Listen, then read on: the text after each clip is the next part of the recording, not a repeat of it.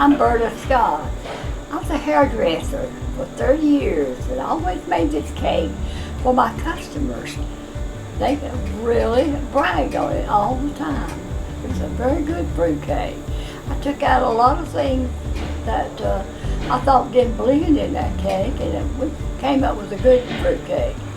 And I told my customers one day, I'm gonna quit doing your hair and go selling my cake. And they kind of laughed, we laughed, but we quit laughing one day.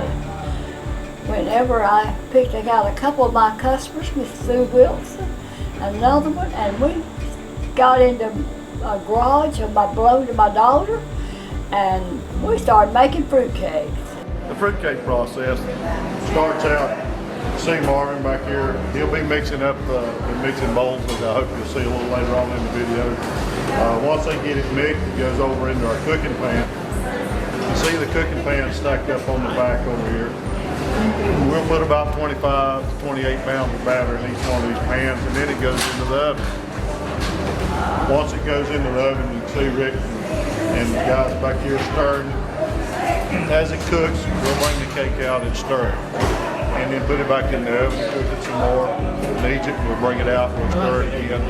And then when it's completely done, we bring the cake out and you'll see them dump it into the weighing pans. You see the guys at the back, they're weighing out whatever portion of cake that we're making. You can see Marky's making the 8-ounce cakes, Ginger's making the 1-pound cakes. We also have a mold for the 2-pound, the 3, and the 4.5. So whatever size cake we want to make, we'll actually weigh that portion of cake out, put it in the molds, and form it. Once it's formed, it goes on the trays, goes into a cooling system where we cool it down, bring it down to an ambient temperature, and then we bring it back out of the cooler, and then it'll be glazed and decorated. Once it's glazed and decorated, then it goes back to the wrapping line.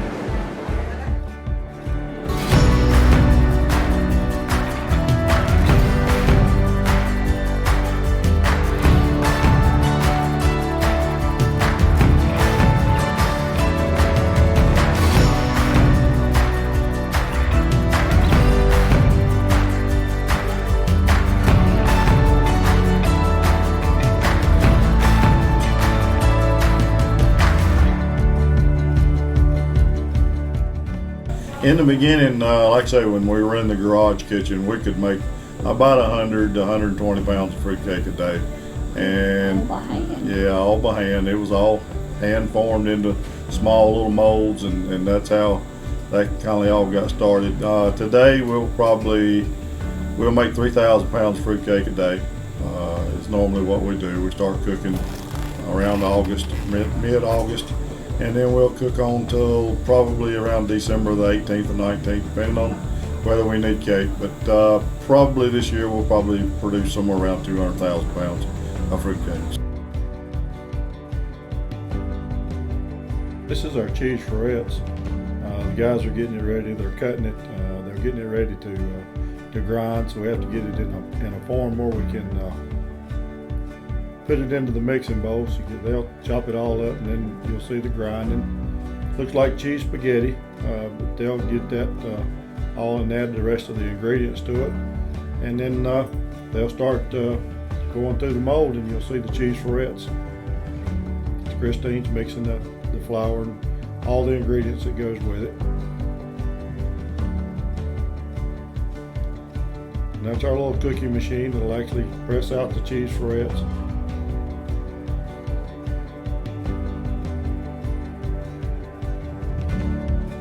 They normally will do about, they'll use about 150 pounds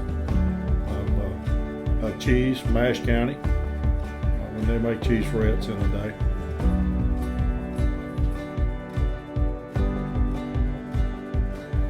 Here they are in the packaging line, where you can see the guys, they're putting them in they're weighing out each bag, putting them in the resealable bags, and then it'll go into the box, and that's when it might get ready for the showroom.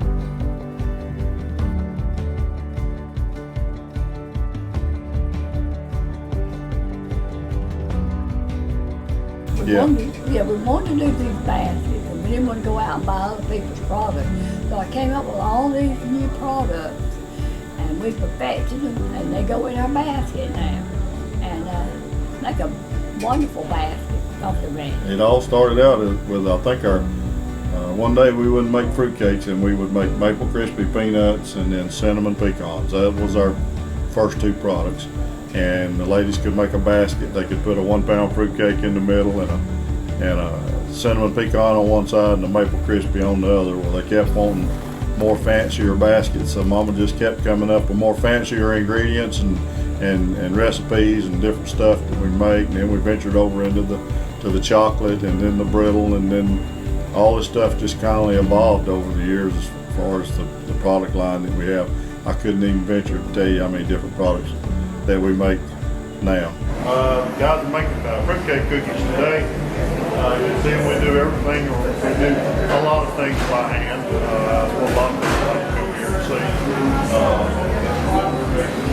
Dog them out, weigh them, and patty them out to make the fruitcake cookies. Area back here is the lady making them all up. Christine's doing the mixing and the batter over here. Made a lot like the fruitcakes, but not exactly like the fruitcakes. A little bit different process. Fruitcake cookies are probably our second best seller next to the fruitcake, so it's been a really good cookie.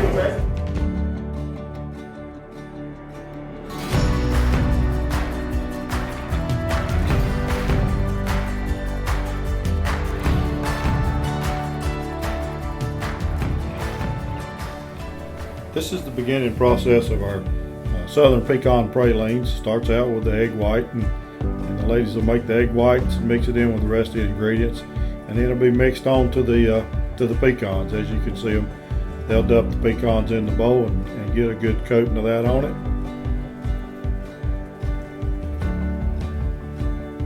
We try to use the nicest, biggest pecan halves that we can find for the season. It always makes the nut look a little better in the display. You can see the ladies that they'll get it all mixed up and then throw it down into the pan, and that's when it goes into the oven to be cooked.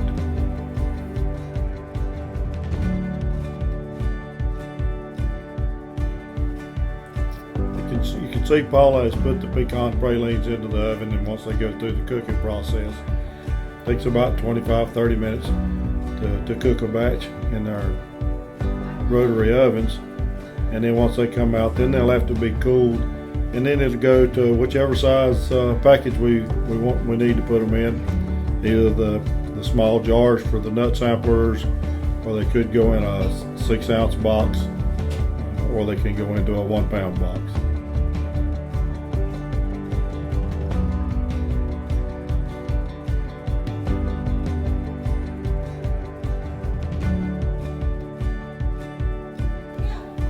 This is our brittle kitchen that you can see. And when Christine's got the pecan crunch going this morning, and she'll get it all the ingredients into we call that the fire mixer, which is an electric cooking pot. It does a continuous stir, and you can see she's waiting for just the right time for when it reaches temperature. And then when it does, then she'll dump it out onto our candy table, which is, it can be cooled, it can be heated. It can go any which way it needs to go, and they'll dump it out, and then they'll start spreading it out. And as it begins to cool, then they'll actually cut it and break it up, and it'll be ready to go into the pans.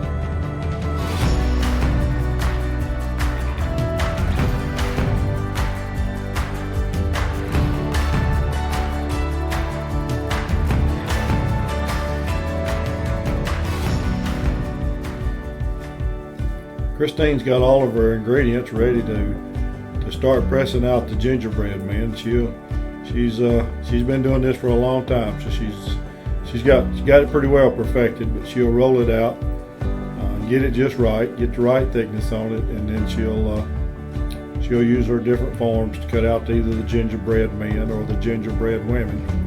And then once she gets those done and cooked, and then she comes out and she handles all the decorations of them. It's been a real treat. We've been making these things for years.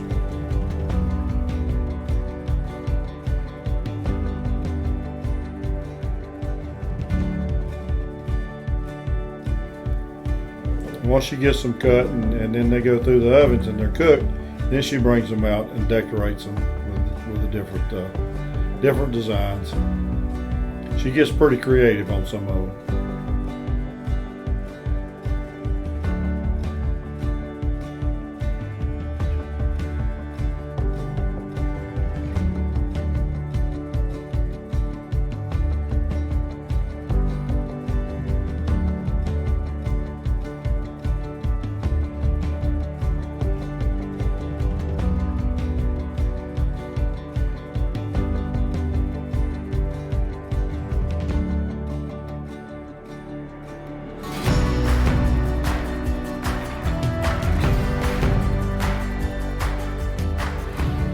When we move on down to our chocolate kitchen, it's quite a treat just to watch these guys in here work. Our chocolatiers do a lot of different things. It's kind of hard to go through and tell you all the different things that they do.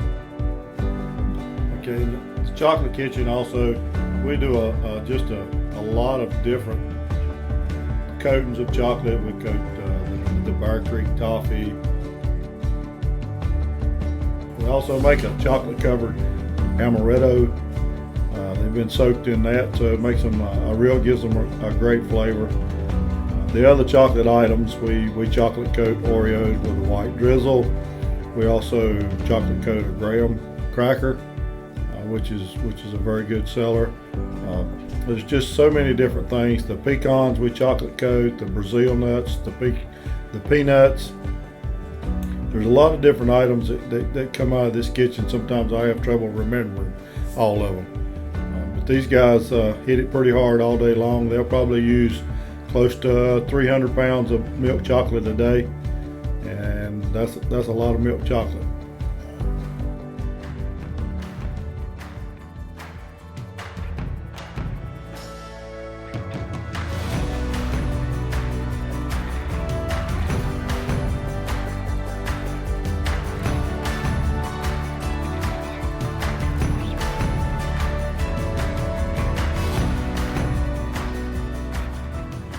They need to come here for the experience. I mean, we've had people come in and say, you know, this is our Christmas. We come here every year to see the decorations, because these girls start decorating this place in like 1st of August, and they decorate it all the way up to the open house, and people really enjoy coming out and seeing all the Christmas decorations. And then I've had several people walk out the door and says, I'm through Christmas shopping. I've got all my Christmas shopping done. I've done it all right here, and I don't have to worry about it anymore. So, you know, that's a big part of coming out here and enjoying the whole experience of the tours and the shopping and everything that they can do. Give somebody something they'll enjoy, give them something to eat. Give them something to eat.